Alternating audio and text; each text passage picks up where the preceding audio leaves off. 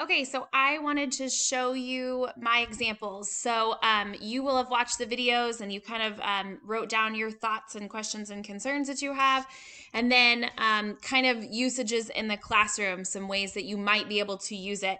I didn't fill those two in just so that you have the ability to kind of do that yourself, but I did look through my first unit. So I went into Schoology. I went to my very first unit and I went back through kind of my unit 1 plan and expectations, and I thought through a couple of options. So I have this 2-story microfiction example that I'm going to show you, and this novel study journal entry example, and they're a little different, and I'll explain why I'm showing them to you. So here's the 2-sentence story one. This would be something that the students would fill out. I probably would have done a lecture. Here's the lecture, the link to the Prezi presentation.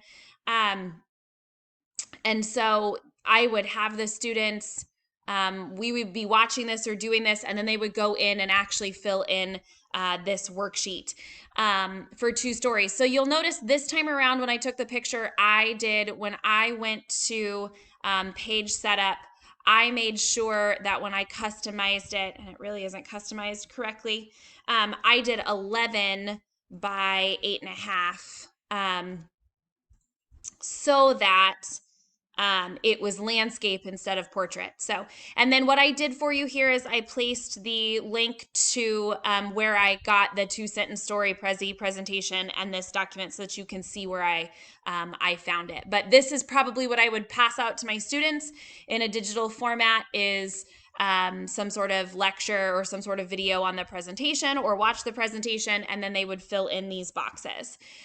So that was one example. The other example was a novel study. I wanted to show this one to you, and I linked where I got these pages. And these were only a couple of all the, I think there's I don't know, 29 pages or 30 pages of this reading journal document.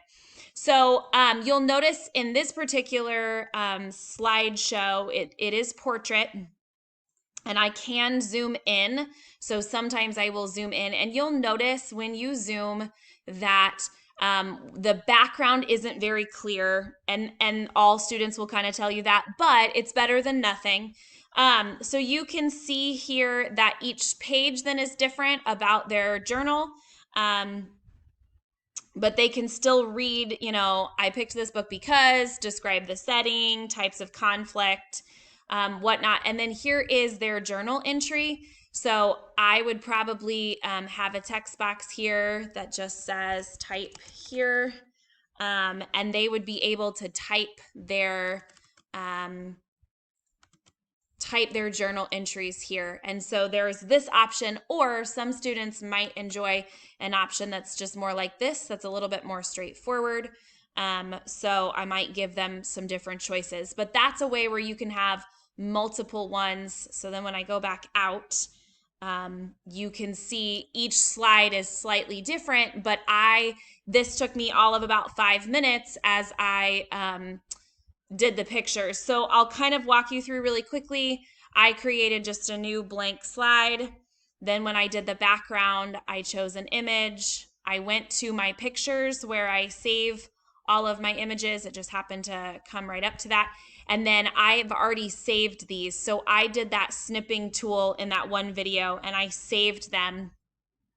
And so then I'm able to, I'll just practice with one. I'm able to click on it, and it shows up as the image. So that doesn't fit with anything, but